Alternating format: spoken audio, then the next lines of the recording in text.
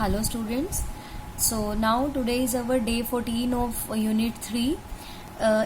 Day 13 मतलब कि कल की क्लास में आपने सीखा था मीडियन और मोड निकालना, जिसमें आपको बताया गया था कि मीडियन जो है वो आपको मिडल वैल्यू बताता है. ठीक है, मिडल वैल्यू में दो केसेस थे आपके. अगर आपके पास डेटा इवन सेट है या फिर डेटा ऑड सेट है.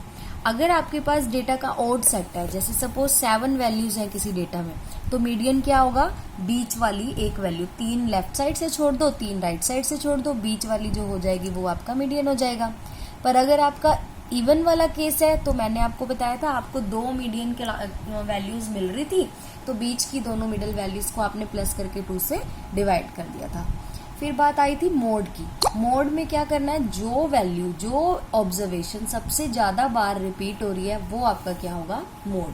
ठीक है, आज जो आपने करना है वो है कि आपको कुछ एक कंडीशन सिचुएशंस दी होंगी, आपको वो सिचुएशन देख के बताना है कि उसमें कौन सा मेजर सूट कर रहा है. मीन सूट कर रहा है या मीडियन सूट कर रहा है या मोड सूट कर रहा है. ठीक है, आज की क्लास आपकी इसी पे है.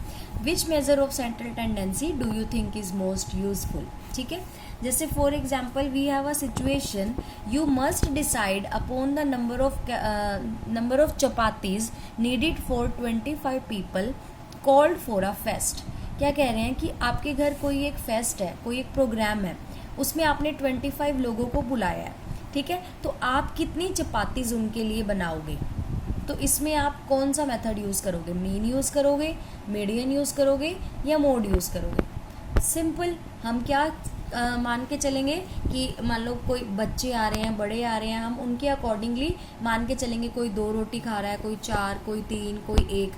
तो जिसमें सबसे ज़्यादा नंबर ऑफ चपातीज होगा, जैसे मान लो 2 एक ऐसा नंबर है जो जनरली लोग 2 चपाती खाते हैं, तो यहाँ से हमें पता चल जाएगा कि एक पर्सन की हम 2 चपातीज लेकर बनाएंगे तो हमें 25 लोगों की 50 चपातीज बनानी होंगी.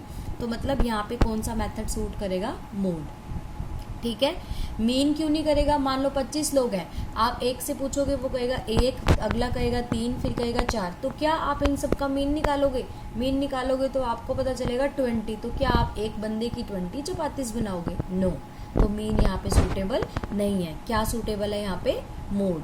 ठीक है, जो वैल्यू ज़्यादा बार रिपीट होगी. आप डेटा कलेक्ट कर लोगे, आप कितनी जो वैल्यू रिपीट होगी ज़्यादा, वो आपका क्या हो जाएगा? मोड. ऐसे ही आपके पास एक और एग्जाम्पल है. You are asked to find the average height of student belonging to different age group.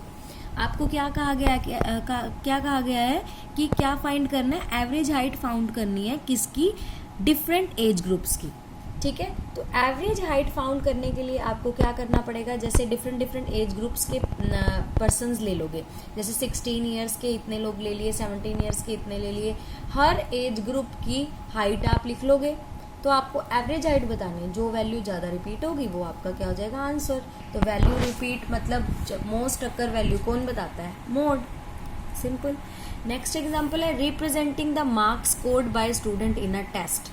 किसी बच्चे के मार्क्स हैं टेस्ट में, आपको उसकी परफॉर्मेंस के बारे में बात करनी है, तो आप मीन निकालोगे, ऑन एन एवरेज बात करोगे कि वो बच्चे की परफॉर्मेंस कैसी है. तो आप इसमें क्या यूज़ करोगे? मीन. ठीक है, तो आज जो आपका काम रहेगा वो मैं आपको एक पिक्चर शेयर कर दूंगी. वो एग्जाम्पल पर्टिकुलर जो सिचुएशंस हैं उनमें आपने बताना है कि मीन, मीडियन, मोड में से क्या सूटेबल होगा. वो मैं आपको शेयर कर दूंगी व्हाट्सएप पे.